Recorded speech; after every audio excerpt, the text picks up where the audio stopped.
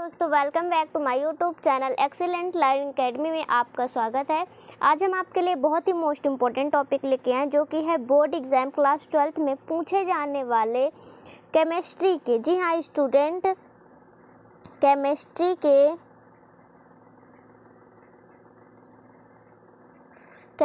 के कितने 50। जी हाँ स्टूडेंट, 50 सबसे महत्वपूर्ण प्रश्न हम आपको बताएंगे जो कि बार बार रिपीटेड है। आप यहाँ पे देख सकते हैं कि हर एक सन में ये पूछे जाते हैं जो कि बार बार रिपीटेड हो चुके हैं। इसीलिए हमने सोचा कि आपके लिए हम ये वीडियो बनाएं क्योंकि आपके लिए बहुत ही मोस्टली इम्पॉर्टेंट है, क्योंकि आपके एग्ज़ाम चल रहे हैं। अगर आप इन क्वेश्चन को पढ़ के जाते हैं और थोड़ा बहुत तैयार कर लेते हैं तो आपके बोर्ड एग्ज़ाम में यही आएगा। ठीक है, तो आप इसको अच्छे से तैयार कर लीजिएगा। अगर आपके बोर्ड एग्ज़ाम में ये आता है तो आप उसको अच्छे से लिख पाएंगे। ठीक है स्टूडेंट, तो अगर आप अभी तक कुछ भी नहीं पढ़े हैं, ठीक है, अगर अभी तक आपने कुछ भी नहीं पढ़ा तब भी अगर आप इतने क्वेश्चन को यानी मात्र पूरे 50 क्वेश्चन को अगर आप तैयार कर लेते हैं तो एग्जामिनर खुश होकर आपको नंबर देगा, यानी कि 70 में 70 नंबर आपको देगा एग्जामिनर। ठीक है स्टूडेंट, तो अभी तक अगर आपने कुछ भी तैयार नहीं किया है, नहीं आपको याद है, कोई बात नहीं, कोई टेंशन लेने की कोई ज़रूरत नहीं है।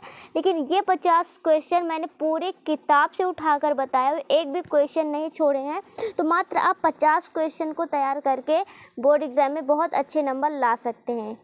ठीक है स्टूडेंट, तो चलिए मैं आपको बताती हूँ कि कौन कौन से ऐसे मोस्ट इम्पॉर्टेंट क्वेश्चन है जिनको पढ़कर आप बोर्ड एग्ज़ाम में बहुत ही अच्छे नंबर ला सकते हैं केमिस्ट्री के सब्जेक्ट में। ठीक है, तो चलिए देखिए हम बताते हैं, स्टार्ट करते हैं। तो सबसे फर्स्ट नंबर है क्रिस्टल जालक या त्रिविम जालक। जी हाँ स्टूडेंट, क्रिस्टल जालक या त्रिविम जालक बहुत ही बार एग्जाम में पूछा गया है, ये इस बार भी आ सकता, तो आप इसको तैयार कर लीजिएगा।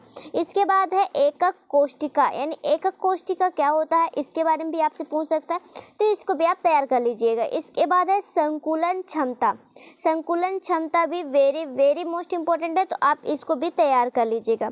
इसके बाद है विलयन तथा विलयनों के प्रकार। विलयन तो आपने पढ़ा ही होगा, तो विलयन अभी आ सकता है, विलयन कितने प्रकार के होते हैं ये भी आपसे क्वेश्चन कर सकते हैं। ठीक है, तो आप इसको भी तैयार कर लीजिएगा। इसके बाद है हेनरी का नियम। हेनरी का नियम क्या है, ये भी स्टूडेंट बहुत ही मोस्ट इम्पॉर्टेंट क्वेश्चन है, तो इसको भी आप तैयार कर लीजिएगा, ये भी बोर्ड एग्जाम में पूछ सकता है। इसके बाद है मोलरता व मोललता। ठीक है, मोललता और मोललता भी पूछ सकता है, तो ये भी आप तैयार कर लीजिएगा। इसके बाद है मोल प्रभाज या मोल अंश। ठीक है, तो मोल प्रभाज तथा मोल अंश ये भी वेरी मोस्ट इम्पॉर्टेंट है, तो आप इसको भी तैयार कर लीजिएगा। इसके बाद है राउल्ट का नियम। जी हाँ स्टूडेंट, राउल्ट का नियम भी वेरी मोस्ट इम्पॉर्टेंट है, तो आप इसको भी तैयार कर लीजिएगा। इसके बाद है आदर्श तथा अनादर्श विलयन।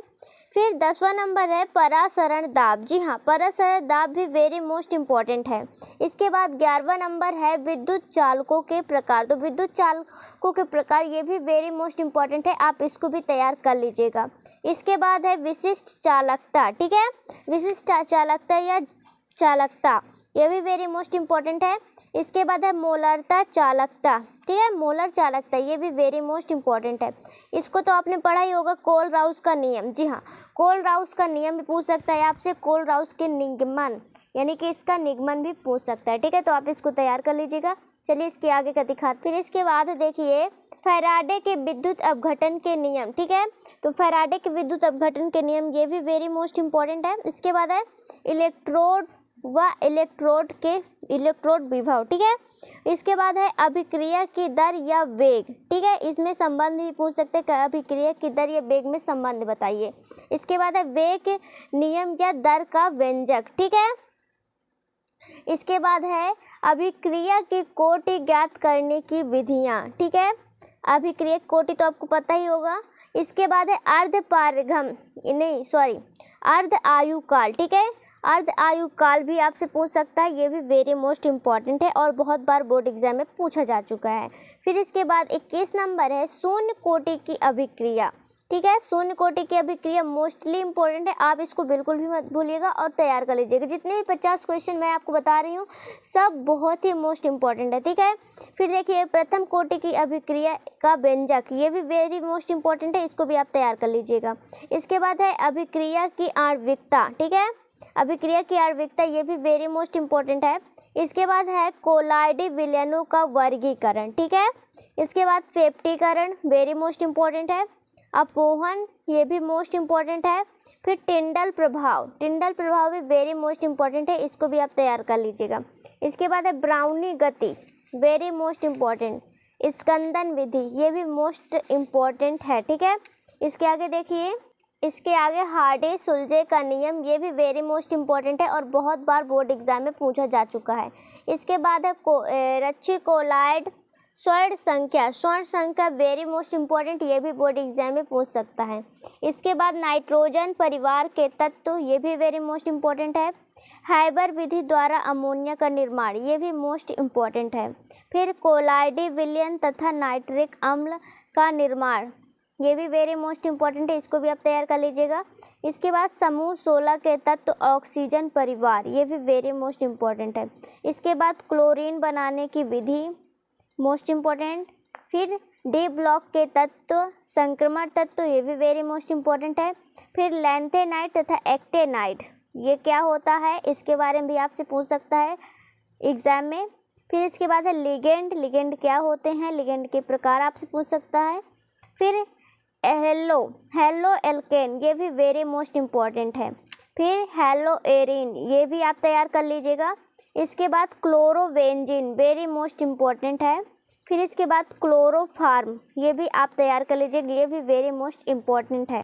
इसके बाद 44 नंबर है एल्कोहल, एल्कोहल भी वेरी मोस्ट इम्पोर्टेंट है, इसको भी आप तैयार कर लीजिएगा। फिर प्राथमिक, द्वितीयक एवं तृतीयक एल्कोहल में विभेद, ये भी वेरी मोस्ट इम्पॉर्टेंट है। फिर फिनॉल के निर्माण की विधियाँ, ये भी वेरी मोस्ट इम्पॉर्टेंट है। ईथर तथा ईथरों का वर्गीकरण, इसको भी आप तैयार कर लीजिएगा। इसके बाद है कार्बोक्सिलिक अम्ल, very most important. Die ethyl ether बनाने की विधि, ये भी वेरी मोस्ट इम्पॉर्टेंट है। सिमट अभिक्रिया, इसको भी आप तैयार कर लीजिएगा, ठीक है। तो अभी तक मैंने आपको जितने भी बताए हैं वो सारे के सारे बहुत ही महत्वपूर्ण हैं और बहुत ही बोर्ड एग्जाम में पूछे जाते हैं, ठीक है। तो आप इन सबको जल्द से जल्द तैयार कर लीजिएगा और हमारे चैनल को ज़्यादा से ज़्यादा सब्सक्राइब करिए और ज़्यादा से ज़्यादा लाइक करिए, क्योंकि स्टूडेंट हम आपको बहुत ही मेहनत कर रहे हैं। तो आप भी हमारे चैनल को थोड़ा सपोर्ट करिए ताकि हम आपको बहुत ही अच्छी वीडियो ला सकें और ज़्यादा से ज़्यादा आपकी हेल्प कर सके स्टडी में, ठीक है। तो आप ज़्यादा से ज़्यादा वीडियो को लाइक करिए अगर आपको अच्छी लगती हैं और ज़्यादा से ज़्यादा अपने फ्रेंड्स को शेयर करिए, ठीक है। अगला वीडियो आपको किस पर चाहिए कमेंट करिएगा और आज का वीडियो कैसा लगा ये कमेंट ज़रूर करिएगा, ठीक है। मिलेंगे अगले नेक्स्ट वीडियो में, तब के लिए टेक केयर, बाय बाय।